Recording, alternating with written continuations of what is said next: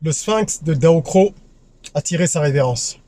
Hier, 1er août 2023, l'ancien président de la Côte d'Ivoire, Henri Konan Bédié, a transité. Je voudrais à travers cette vidéo rendre hommage à une figure emblématique de la Côte d'Ivoire, mais également un personnage marquant de l'histoire africaine de ces dernières décennies. Sans parti pris politique, de façon très objective, il faut qu'on puisse reconnaître les parcours qui sont des parcours inspirants. Et il faut qu'on puisse justement tirer des leçons de ces parcours-là. C'est ce que je voudrais faire à travers cette vidéo. Je voudrais que l'on puisse, dans l'optique justement de la construction d'une communauté forte, ce que nous sommes en train de faire, une communauté de personnes qui rêvent, qui osent et qui créent dans cette dynamique-là. Je voudrais que l'on puisse, quand il y a des disparitions d'illustres personnes, d'illustres personnages, que l'on puisse analyser leur parcours et voir ce que nous pouvons en tirer comme leçon. Quel est l'héritage que laisse Henri Konan Bédié à la jeunesse africaine? Pas un héritage d'un point de vue politique, parce que ce n'est pas ce qui m'intéresse, mais de façon générale, à travers son parcours, à travers sa vie, qu'est-ce qu'on peut retenir et qu'est-ce qu'on peut justement appliquer nous-mêmes dans nos existences. On en parle tout de suite. Je suis Régis Sezim, entrepreneur multipotentiel, conférencier, formateur et artiste. Je partage avec vous sur cette chaîne du contenu propulsif pour vous aider à rêver, oser et créer. Hello les rocks, j'espère que vous êtes solides. Moi je suis en parfaite forme et je suis plein de gratitude envers l'univers. Aujourd'hui, comme je l'ai dit, nous allons rendre hommage à un personnage marquant, une personnalité politique qui a marqué la Côte d'Ivoire et qui a marqué également l'Afrique de façon générale, parce que c'est quelqu'un qui est resté longtemps, des décennies et des décennies, dans la vie politique d'un pays qui est un pays stratégique au cœur de l'Afrique de l'Ouest, mais également dans le concert des nations et particulièrement en Afrique. Je voudrais, avant que l'on plonge dans le vif du sujet, je voudrais qu'on puisse envoyer de la lumière et de l'énergie positive, nous, la communauté rock, à Henri Konan Bédié, qui n'est plus parmi nous, mais dont les œuvres et dont l'esprit seront toujours parmi nous. Quelques secondes à sa mémoire.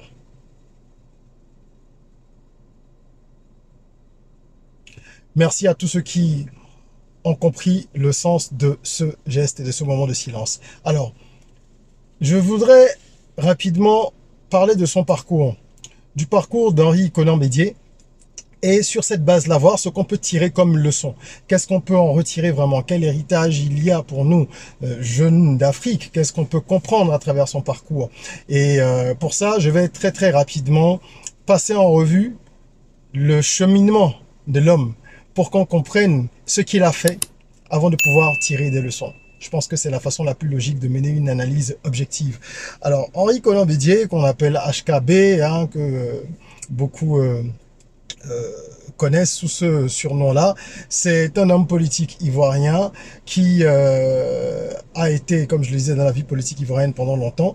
Il faut savoir que c'est un prince. D'ailleurs, il est né d'une famille royale et il a très rapidement, dès le collège, marqué en fait son désaccord pour la colonisation.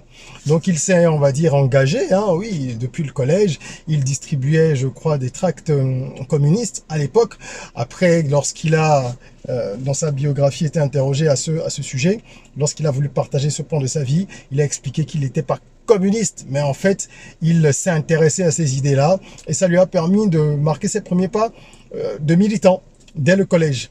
Ensuite, il a eu le bac, il a eu 2 baccalauréats et il a voulu intégrer l'université de Dakar, ce qui n'a pas été possible, puisqu'à l'époque, l'université de Dakar était apparemment le fleuron, le symbole hein, de l'enseignement colonial en Afrique, puisque ça a été, on sait, hein, Dakar, la capitale de l'Afrique occidentale française pendant longtemps, et donc certainement en raison de son passé, si on peut dire ça, parce que ce n'était qu'un adolescent, mais en raison de ce qu'il avait déjà montré lors de son engagement au collège, hein, son désaveu de la stratégie de la politique française en Afrique, en raison de tout ça, il n'a pas pu accéder donc à cette université de Dakar.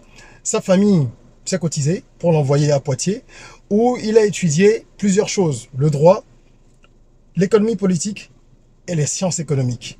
Donc, il est sorti de là avec plusieurs diplômes.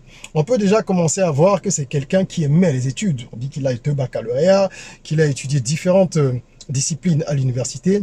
C'est donc pas un parcours classique. C'est quelqu'un qui aime apprendre, qui aime se cultiver, qui avait un certain penchant pour la connaissance.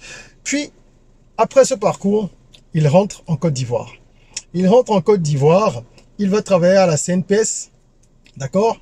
Et à ce moment-là, en fait, il est repéré.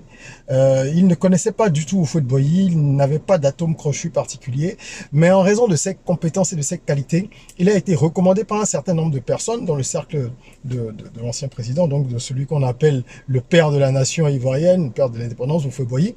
Et il va donc être à la CNPS là, qu'il dirigeait, et on le nomme ambassadeur de la Côte d'Ivoire aux États-Unis.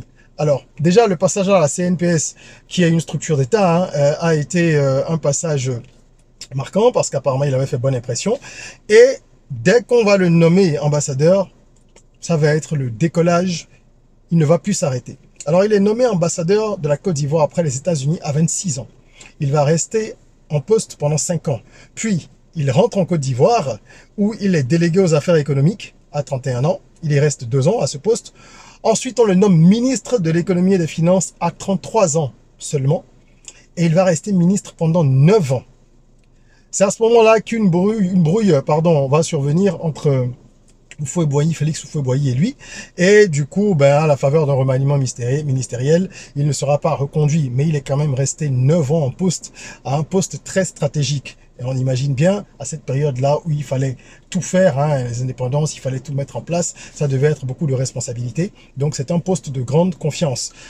Une fois qu'il a été donc démis de ses fonctions, en tout cas qu'il n'a pas été reconduit dans ses fonctions, il a su rebondir et il se retrouve à la Banque mondiale où il est conseiller, d'accord, et il gère un certain nombre d'investissements pour l'Afrique au niveau de la société, de la SFI, qui est une branche de la Banque mondiale. Voilà comment pendant 2 ans, il va rester donc à la Banque mondiale, de 42 à 44 ans, 44-45 ans, avant d'être à nouveau adoubé par le système en place, puisqu'il retourne en Côte d'Ivoire, où il va être là élu président de l'Assemblée nationale à 45 ans. Il reste président de l'Assemblée nationale, donc deuxième personnalité politique la plus importante du pays, pendant, tenez-vous bien, 13 ans. On peut dire que c'est un baobab, comme certains l'appellent. Il va rester 13 ans à ce poste. Puis il va devenir président de la République en 1959, puisque lorsque Houphouët-Boigny tire sa révérence, c'est lui le président de l'Assemblée nationale. Alors, par intérim, il devient président. Et ensuite, il y aura des élections organisées de façon tout à fait normale. Et il va remporter ces élections-là. Il restera donc président de la Côte d'Ivoire de 93 à 99. Et à partir de 94, il est à la tête du PDCI. C'est un des héritiers politiques d'Houphouët-Boigny. Donc c'est à lui que revient cet honneur-là. Et il va rester donc président du PDCI pendant tout ce temps, depuis 1994. Alors quand on parle de Baobab, je pense que vous comprenez bien de quoi il s'agit. Voilà une personne qui est restée dans la politique ivoirienne pendant des décennies, depuis 26 ans jusqu'à 89 ans. L'âge auquel il est parti. Ça veut dire que pendant plus de 60 ans, il a occupé des postes politiques, il a occupé le paysage politique ivoirien et ce n'est pas négligeable. Je répète encore une fois que ma vidéo n'a aucun parti pris politique. Que ce soit un personnage tel que Henri Konan Bédié, que ce soit demain d'autres qui sont d'autres bords, en Côte d'Ivoire ou dans d'autres pays d'Afrique, que ce soit en dehors de la politique, dans les affaires, dans le sport, à chaque fois qu'il y aura des personnalités marquantes qui vont nous quitter, je ferai une vidéo, j'essaierai. Alors à chaque fois, je ne peux pas l'affirmer, mais je ferai en sorte assez souvent de faire une vidéo sur le parcours de façon très synthétique comme je le fais, avec les moments clés mis en exergue pour que nous puissions comprendre qu'il faut s'inspirer de ces personnes. Il n'y a aucune réussite dans ce monde qui soit 100% positive, 100% blâmable. Non, c'est-à-dire que nous sommes des êtres humains. À nous de savoir ce qu'on peut retirer de positif chez chaque personne et dans chaque parcours. Voilà de façon ramassée le parcours d'Henri Konan Bédié, le Sphinx de Daokro. Et on peut donc retenir qu'il a été maire, d'abord ambassadeur, maire, député, ministre, président de l'Assemblée nationale, président de la République, conseiller à la Banque mondiale, etc. Donc une carrière riche, une carrière à applaudir et à féliciter de façon objective. Alors, On n'oubliera pas ce président. Il y a d'ailleurs le pont HKP qui est très connu en Côte d'Ivoire. Il y a certainement d'autres monuments ou d'autres éléments qui permettent de perpétuer véritablement son histoire. Mais au-delà de ça, si l'on veut retenir des valeurs, parce que pour moi c'est le plus important, quelles sont les valeurs qu'on peut retenir? Quelles sont les clés que nous pouvons garder et qui sont marquantes dans ce parcours-là? Qu'est-ce qu'on peut vraiment retirer pour le mettre en pratique? Il y a pour moi 5 choses que je retiens de son parcours et que je voudrais partager avec vous.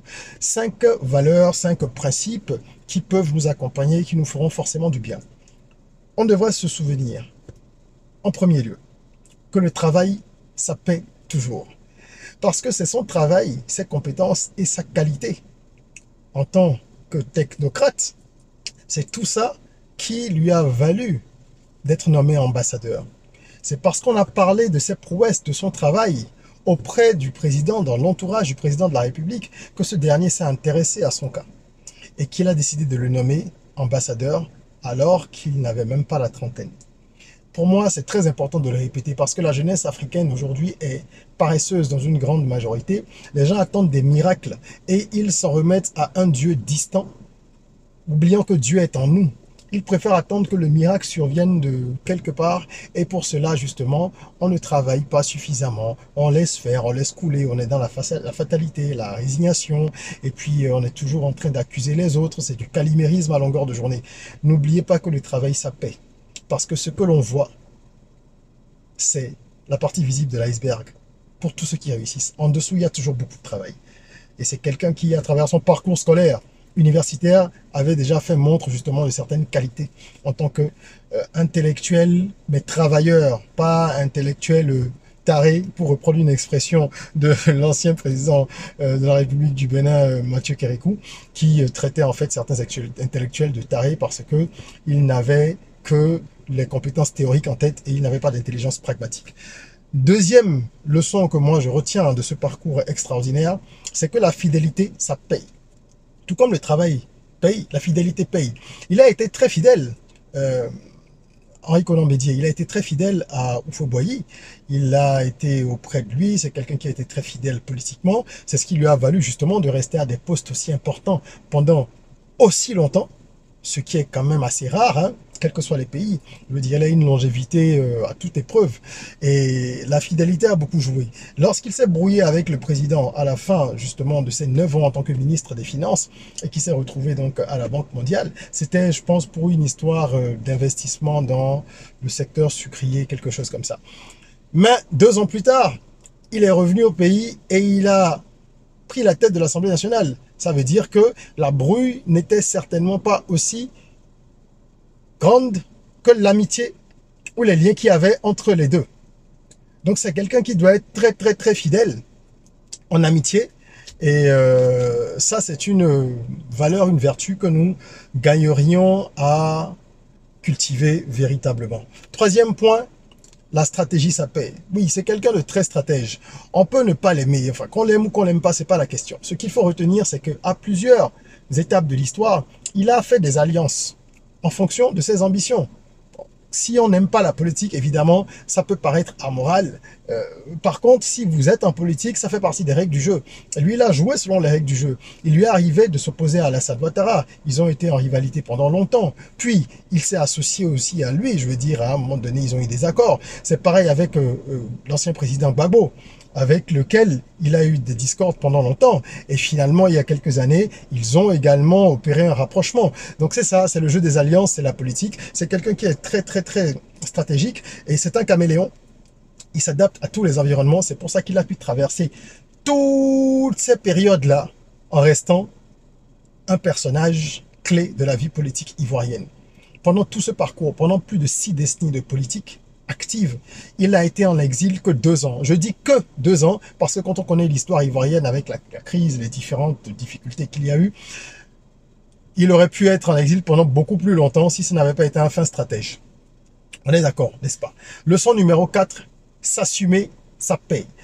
Henri Konan Bédié, c'est un personnage qui a été au début de sa vie en politique et même après, qui a été moqué parfois par certains médias en raison de sa morphologie, parce que on le disait On a lu, hein, même dans Le Monde, il y a très très longtemps, j'ai vu des extraits où en fait on le qualifiait de petit homme rondouillet, avec de grands yeux, à la au visage figé, avec un petit rictus en coin, un peu sourire narquois, etc. Donc il y a eu des descriptions qui n'étaient pas forcément élogieuses dès le départ pour lui. Mais c'est quelqu'un qui a toujours assumé son physique et qui portait d'ailleurs les costumes avec col Mao, des costumes assez cintrés, et qui assumait totalement sa bedaine. C'est quelqu'un qui n'avait pas du tout l'air, qui n'était pas complexé par sa morphologie. Et c'est devenu justement une de ses marques de fabrique. C'est-à-dire que sa morphologie, sa corpulence, son physique est devenu une marque de fabrique. Donc vous devez faire de vos particularismes des avantages. Que ce soit des qualités ou des défauts, tant que c'est une particularité, ça veut dire que c'est quelque chose de singulier qui peut vous permettre de vous distinguer.